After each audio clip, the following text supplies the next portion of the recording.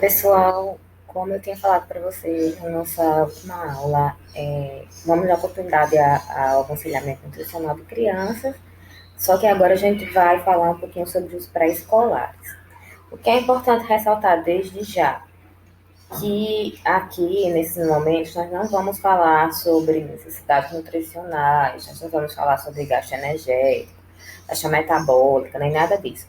A intenção aqui é a gente trabalhar os principais questionamentos que nós, como nutricionistas, geralmente recebemos dos pais, certo? No caso, pais, porque estamos falando de crianças, né? Mas quais os principais questionamentos que, em geral, nós recebemos e quais as principais informações sobre a educação alimentar e nutricional para o público pré-escolar que a gente precisa ter. Né? Então, vamos lá. Vamos começar com essa frase aqui do Vygotsky, que é importante para dar início à nossa discussão, onde ele vai dizer que o desenvolvimento da criança é um processo dialético e complexo, caracterizado por periodicidade e desigualdade no desenvolvimento de diferentes funções e imbricado de fatores internos e externos e processos adaptativos que superam os impedimentos que a criança encontra. O que é que ele está dizendo aqui? Que a criança ela vai aprender através do desafio, através dos questionamentos, e que esse desenvolvimento ele não vai acontecer de uma maneira homogênea e linear o tempo todo. A criança ela vai crescer em saltos e em determinado ponto ela vai estar pronta para adquirir novos conhecimentos e novas habilidades. É justamente sobre essas novas habilidades que a gente vai falar um pouquinho hoje, né? Quais são essas novas habilidades que a criança, a partir do segundo ano de vida, ela já começa a ter, né? Entre os 2 e 6 anos de vida, a criança está na fase da simbolização, onde ela vai utilizar a brincadeira para aprender sobre o mundo ao redor dela, para aprender sobre a maneira como a família dela é organizada, para aprender sobre regras sociais. Tudo isso ela vai fazer através da brincadeira. Quando, por exemplo, uma criança brinca de casinha com outra criança e uma é a mãe e a outra é a filha, geralmente a criança que é a mãe vai repetir os padrões que a mãe dela realiza com ela, já que é através da observação e da brincadeira que essa criança vai compreender o mundo. Então, ela vai aprender o que é ser mãe, brincando de ser e repetindo aquilo que a mãe dela fez com ela. A gente pode transferir isso para a alimentação também, já que a criança ela vai aprender como se alimentar e o que é se alimentar através dos exemplos que nós vamos dar a eles. Por isso é preciso que o educador nutricionista promova situações de estímulo de vivência, de brincadeiras, jogos, que são importantes nas várias etapas da vida da criança, para que a gente possa estimular essa aprendizagem dela.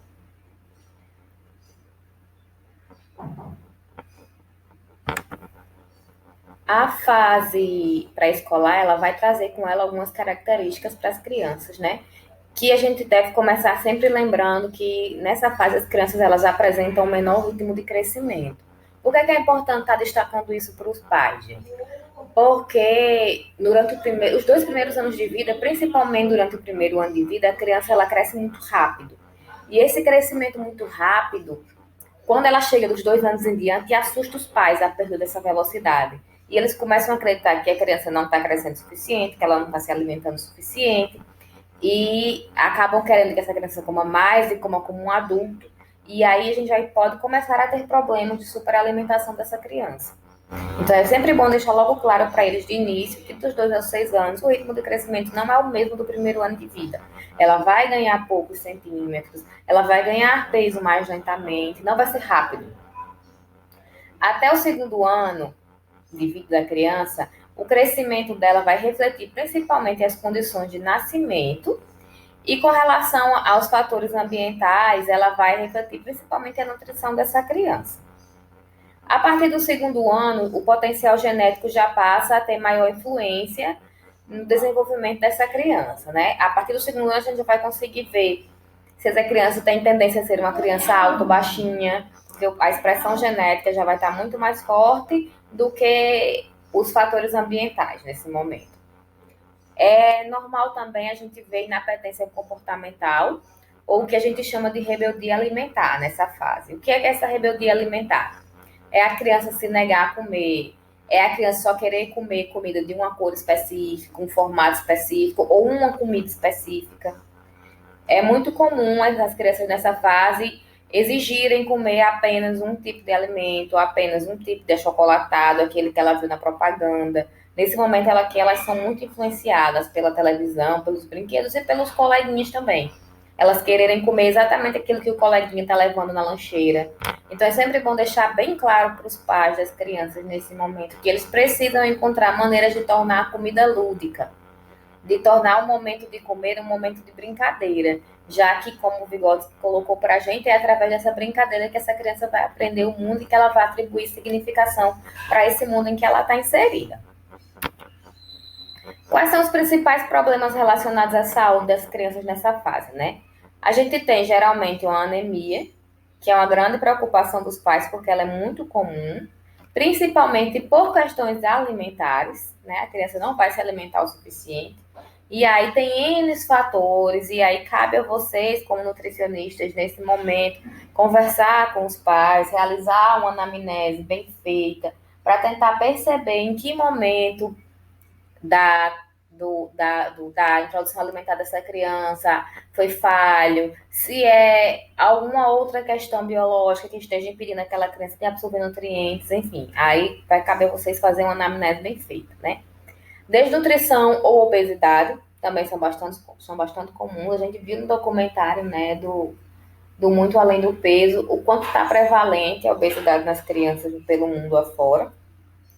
Perda de apetite também é comum, porque aqui nessa fase tudo é muito mais interessante agora. Agora o mundo é mais interessante, porque essa criança já consegue compreender melhor esse mundo. Ela já tem maior controle motor, ela já controla as mãozinhas, ela já controla os pés, então ela já pode andar, ela já pode pegar o que ela quiser. Já não depende de estar nos braços dos pais, apontando para esse ou para aquele objeto que ela deseja interagir.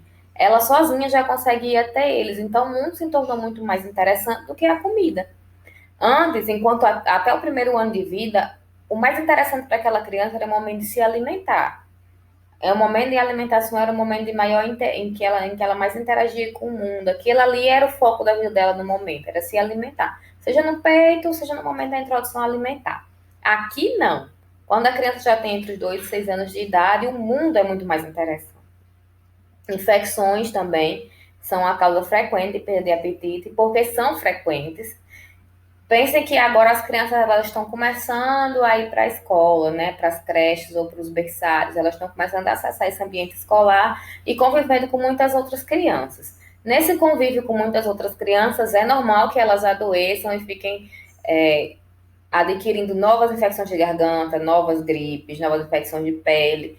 E tudo que muda um pouquinho com a fisiologia daquela criança acaba refletindo no apetite. Isso aí é desde que eles nascem até bem mais para frente. As cáries também é um dos principais problemas relacionados à saúde das crianças nessa fase, principalmente quando os pais cedem às chantagens, né? De a criança tá apresentando a rebeldia alimentar ali naquele momento e a refeição acaba sendo substituída por um doce, por um pirulito, por alguma coisa que a criança esteja demandando.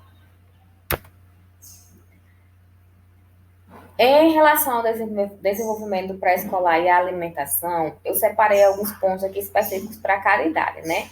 Nos 2 anos, eles já são capazes de comer com talheres, embora eles prefiram comer com as mãos.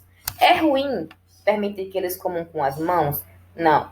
Muito pelo contrário. É muito bom que a gente permita, porque além de eles conseguirem levar a comida para a boca, eles estão observando textura, eles estão observando cheiro, eles estão observando cor.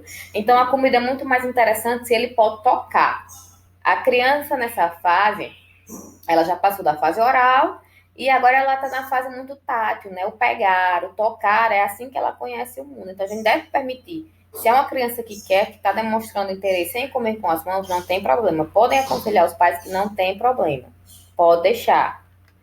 Entre os 3 e 5 anos, elas já começam a manusear os talheres bem melhor. E aqui é o momento da gente já começar a estimular ao uso desses talheres, para que elas adquiram a habilidade motora fina de utilizar esses talheres, né? A partir dos 3 anos, elas já apresentam a primeira dentição completa, o que permite uma maior trituração de alimentos. E o que é importante ressaltar para os pais aqui nesse momento? Como ela já tem todos os dentinhos, elas já conseguem comer alimentos muito mais durinhos, né? Então a gente precisa estar sempre atento à consistência do alimento que vai estar oferecendo para essas crianças nessa fase. Eles já estão 3 aninhos, todos os dentinhos, então não tem necessidade de estar amassando, de estar cozinhando o alimento até ele quase desmanchar. Eles têm que usar a dentição deles, eles precisam trabalhar essa dentição até para criar força na musculatura da mandíbula. Então, tem todos os dentinhos, a consistência da alimentação deve ser igual à da família, sem medo.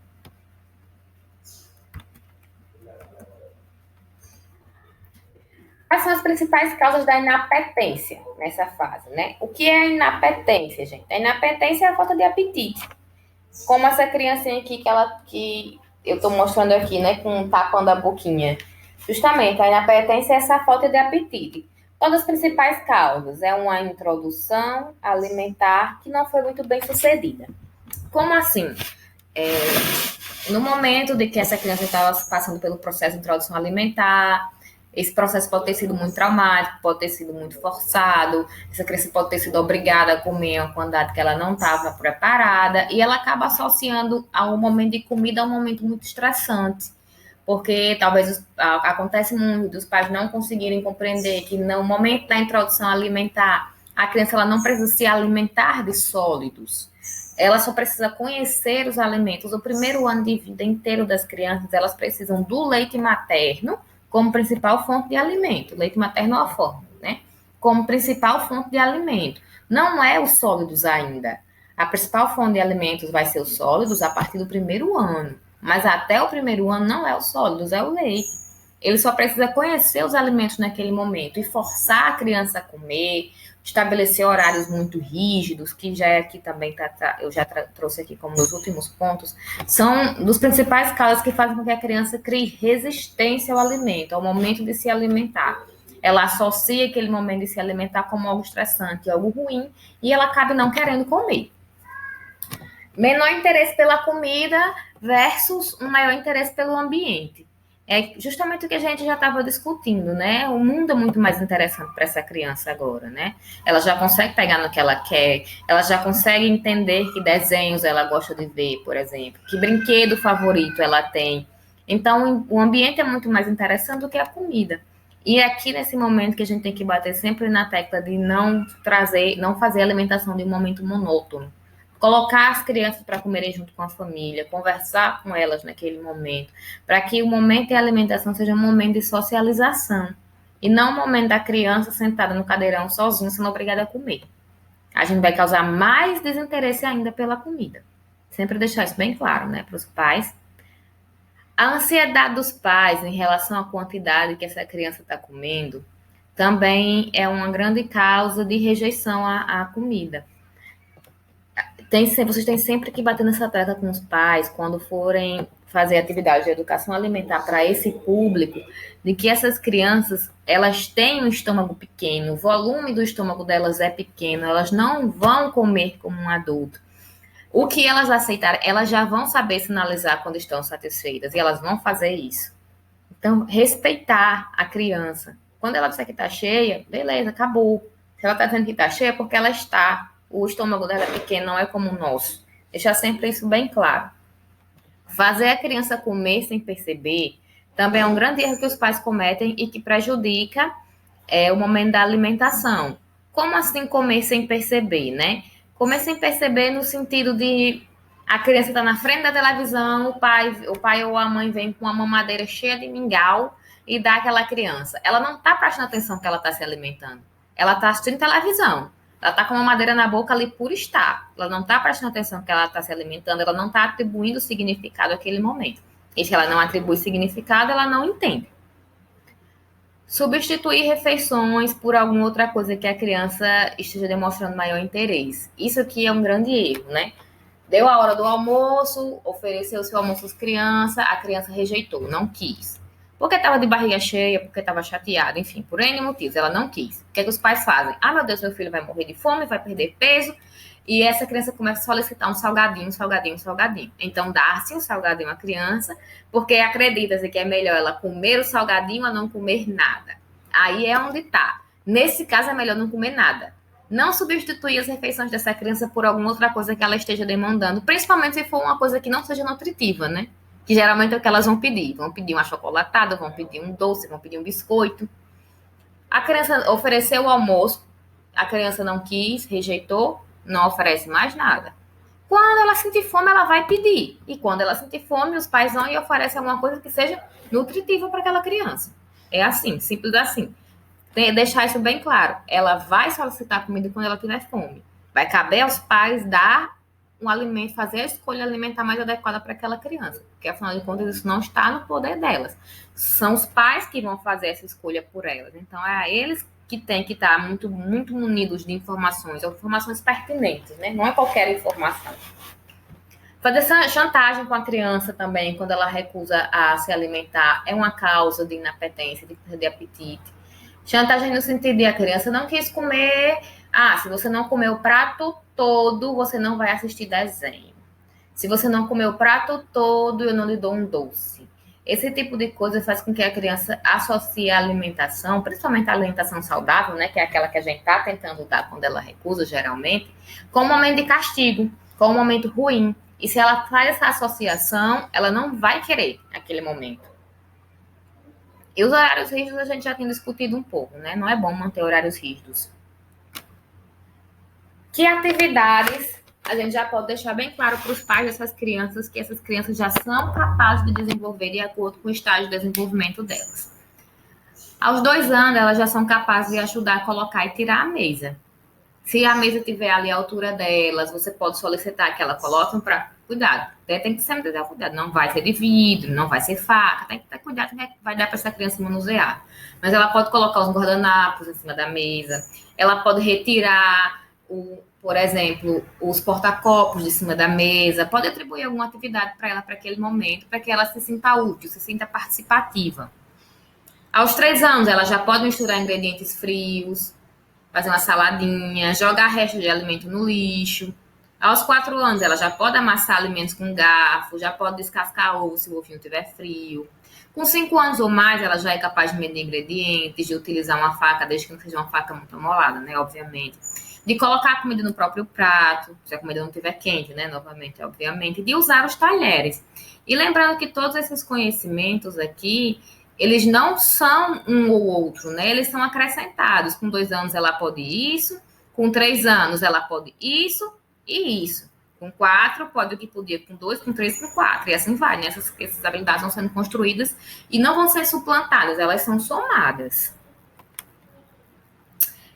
Com relação ao brincar nessa fase, né? O que é importante da gente lembrar com relação ao brincar?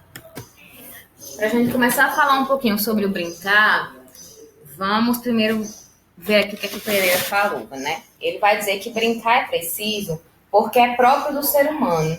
Brincar é uma parte fundamental da nossa herança biológica como espécie.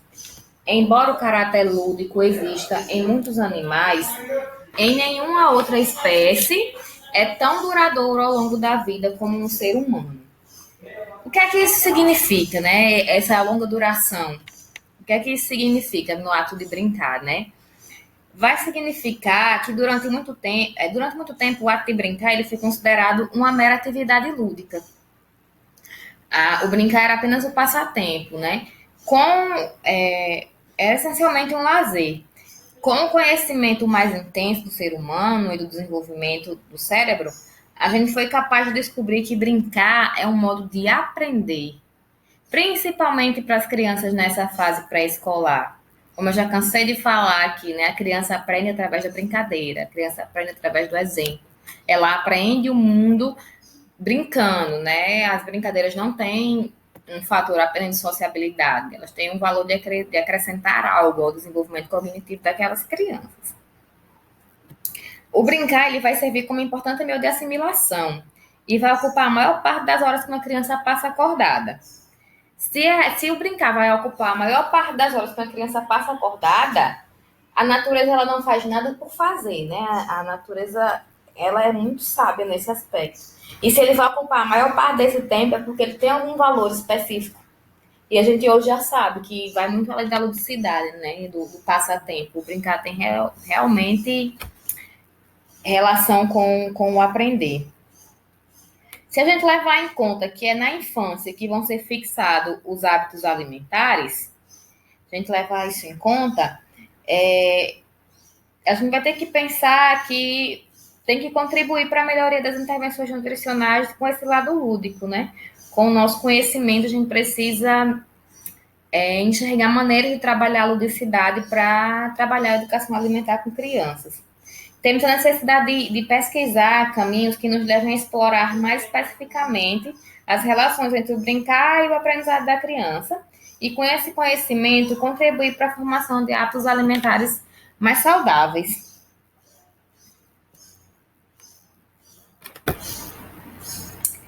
Se para Freud, gente, a brincadeira é uma representação da realidade, para o Piaget, que a gente já estudou, a brincadeira vai assumir um papel fundamental nas etapas de desenvolvimento da criança.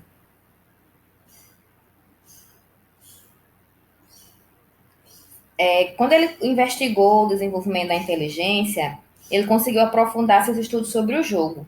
E ele mostrou as contribuições das atividades lúdicas para a aprendizagem de regras e da socialização das crianças, né? De aprendizagem de socialização e das regras de viver em comunidade. Ele entendeu que jogar, portanto, é uma maneira da criança aprender sutilmente valores da nossa conduta. Nós apenas temos que estimular, servindo-nos assim de atividades lúdicas para ensinar. Mais uma vez, esse público ele vai aprender através da brincadeira. Então a gente precisa, enquanto formadores de hábitos alimentares saudáveis que somos, com esse público enxergar métodos de trabalhar essas crianças com brincadeiras.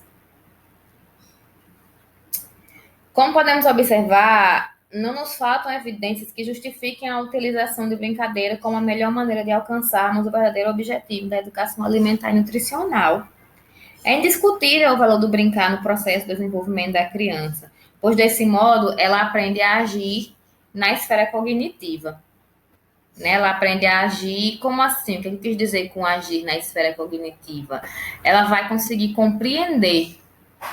Ela vai conseguir compreender o mundo que ela vive, compreender o porquê nós estamos dizendo para ela fazer aquilo, porque é mais importante comer maçã do que comer xilito. Aqui na cognição dela, dos processos cognitivos dela, que ela vai formar esse aprendizado. E com relação à utilização de brinquedos, né? Ou as ferramentas lúdicas, como também podemos chamar. Eles são um suporte que vão contribuir para a assimilação dessas informações no momento em que a gente está desenvolvendo essas brincadeiras com essas crianças, né? Eles vão ser um suporte, vamos ajudar nesse momento. Agora, vai caber ao nutricionista a seleção desses brinquedos, né? Identificar quais recursos ele vai ter disponíveis e quais vão se encaixar melhor no que ele está pretendendo fazer para aquela criança e com aquela criança naquele momento.